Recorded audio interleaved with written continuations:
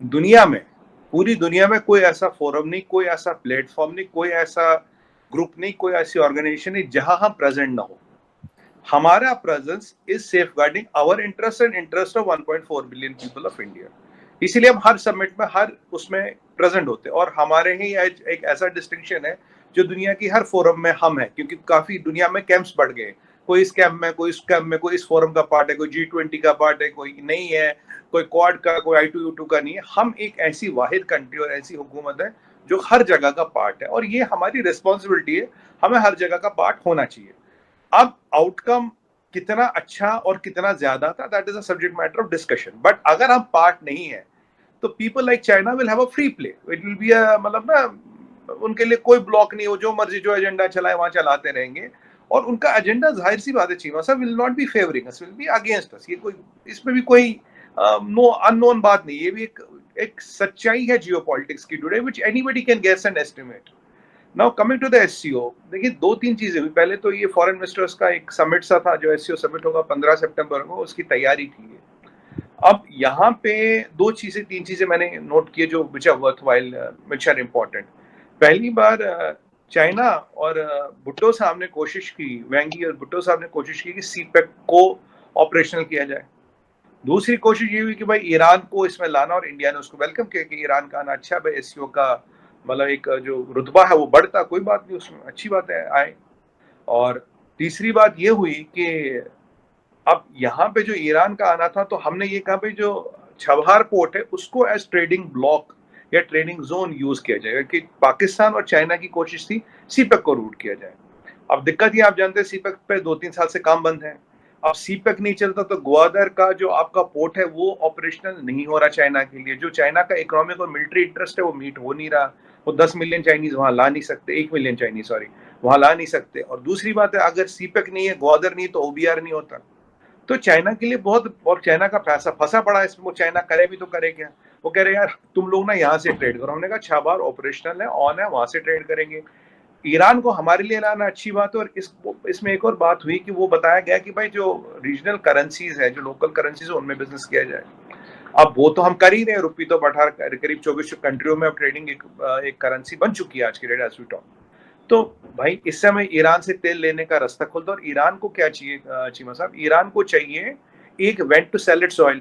और ईरान को ये भी पता, जब तक हम छाबहार पे बैठे हैं तब तक ही वो यूएस सैंक्शन से बाहर है। It's the only major port of Iran. 6 port है जो सैंक्शन से बाहर है, वो बिकॉज हम वहां बैठे हैं, हम उसको मैनेज करें। If we leave the port it will come into sanctions again. वो ईरान को भी पता है। इस सब को देखते हुए तो इट वाज अ मतलब kind of match between CPEC and Chabahar. But Chabahar is operational, up and running, तो वहां से काम हो सकता है। आपको याद होगा अभी 6 महीने पहले या 1 साल पहले करीब, हमने $400 मिलियन का एमओयू किया था उज्बेकिस्तान के साथ।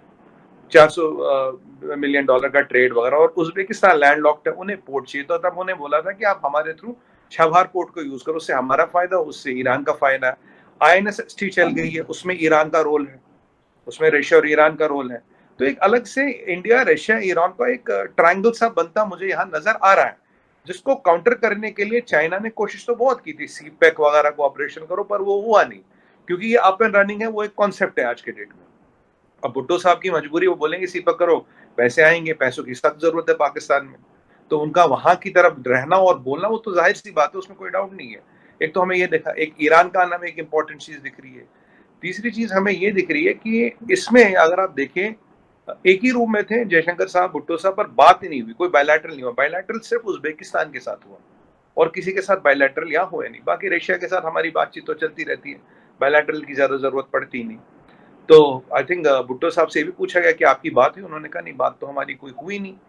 अब दिक्कत ये है चीमा साहब, अब आपका सवाल पे आते हैं कि भाई बात क्यों नहीं हुई? एक ही कमरा था, एक ही मतलब स्टेज था।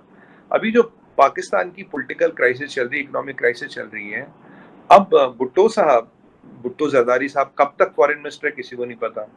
क्या ये कहना गलत होगा, 3 दिन पहले चीमा साहब, जरदारी साहब, बड़े वाले शरीफ साहब आपके ISI की चीफ दुबई में मिले थे। नहीं, मीडिया में खबर नहीं है, पर हमारे कुछ दोस्त वोस्त, हम भी थोड़ी बहुत महादेव की कृपा से थोड़ी बहुत खबर रख लेते हैं। तो अब यहाँ मिले थे दुबई में, और बाजवा साहब की सहमति का मतलब ना, मोहर लगाने की देर है।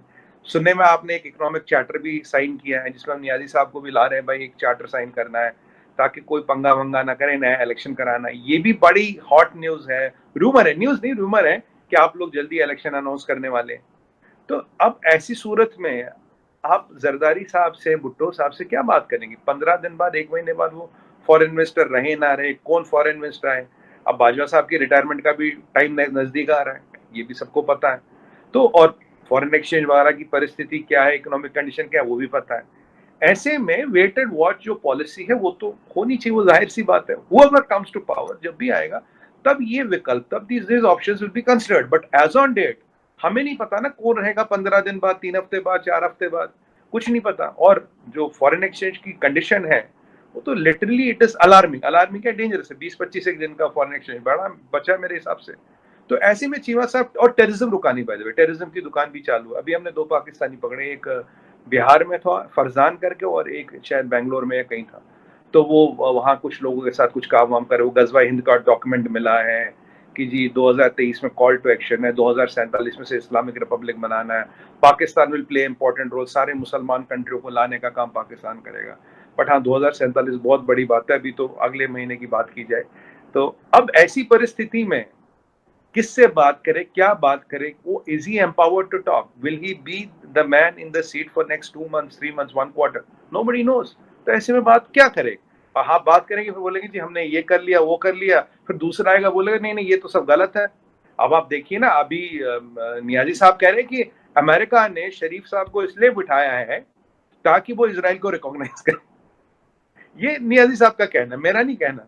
अब पहले ही शरीफ साहब कह रहे थे यार ये इमरान खान के होते होते ये पैलेस्टीन के रिकॉग्निशन वाला मसला निपटे और बात बने। और यहाँ एक और इम्पोर्टेंट चीज होती है, जो बाइडेन एमबीएस से मिलते, खूब आमने सामने बात होती है, पर चीफा साहब, MBS has not agree to pump more oil. जो बाइडेन वहां गए थे, तेल और पंप करो, एमबीएस माना नहीं। MBS has not changed his position. अब मैक्रोन से कल वो मिलने गए, मैक्रोन उनका स्वागत कर रहे हैं, पूरा फॉर्मल रिसेप्शन हो रहा, रेड कारपेट बिछ रहा है, और इनकी दोस्ती है मैक्रोन की और एमबीएस साहब की। अब यही आप G20 का समिट देखे, कोई उनसे बात नहीं कर रहा था एक्सेप्ट मैक्रोन।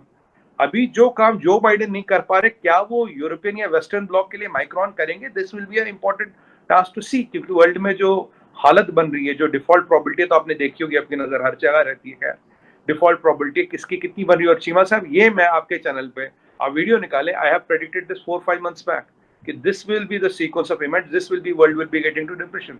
मुझे याद है आपने कमेंट बोला था आप तो बहुत खतरनाक सूरत हाल बयान कर रहे हैं सुमित जी। मैंने कहा बिल्कुल सर ये होगा, वेट एंड वॉच। तब मैंने कहा था, कोई सुनता नहीं था, शायद मेरी तो बहुत छोटी औकात है, मेरी कौन सुनेगा। पर अब दुनिया के बड़े बड़े लोग बोलने लगे, IMF बोलने लगा, रेटिंग आने लगी, तो सबके कान खड़े हो गए। अभी अमेरिका की पॉलिसी भी चीमा साहब बहुत वीक है। अमेरिका की जो फॉरेन पॉलिसी बहुत हेयर एंड देयर है। और अभी वहां एक और फ्लैश पॉइंट बन रहा है इसमें, वो है नैन्सी पेलोसी का विजिट टू ताइवान। अब कल PLA ने कहा will not let her plane to land, और अमेरिकन चीफ जो वहां का है इंडो पैसिफिक कमांड का, वो कह रहा will make sure there is a corridor. अब देखना कि वो जहाज आता है, लैंड करता है, चाइनीज रोक पाते, कॉरिडोर बनता। उन्होंने कल 2-4 जहाज निकाल दिए PLA ने अपने ताइवान की तरफ। ऑलरेडी अमेरिकन कैरियर्स वहां है। और अगर आप कुछ मीडिया रिपोर्ट्स की माने चीमा साहब, America has already deployed some troops on the ground. This is not a confirmed report, but कुछ रिपोर्ट से ताइवान में ट्रूप्स डिप्लॉयड है।